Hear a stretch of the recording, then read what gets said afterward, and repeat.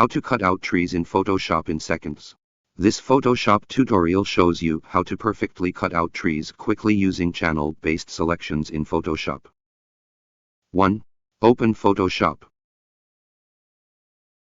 2. Open the picture. 3. Click on the channel panel on the right panel. 4. You can see that there are RGB, red, blue, and green channels. 5. Check and compare each channel one by one. You can see that the contrast on the blue channel is the most obvious. 6. Right-click the blue channel layer, duplicate the layer, and click OK. 7. Point the eyes in front of the copied layer, and close the eyes of other channels. 8. Then click Image Adjustment Color Level on the menu bar. The shortcut key is CTR L. Move the small triangle above to adjust the image of the tree to the blackest and the background to the whitest. It is necessary to make black and white more distinct, so as to make the selection more refined. 9.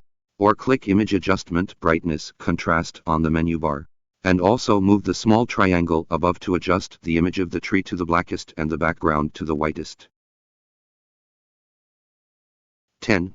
After adjusting, click OK. 11. Select Inverse. Click Select on the menu bar and then click Inverse.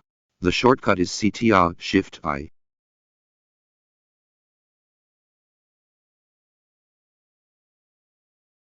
12. Go back to the layer panel, unlock the background layer, double-click the background layer, a dialog box pops up, click OK. 13. Click the Add Layer Mask button under the layer panel to add a layer mask.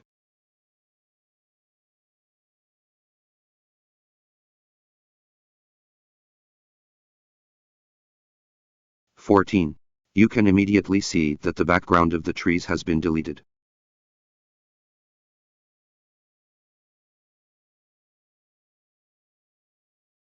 15. Set the foreground color to black, click the brush tool and then smear the lawn.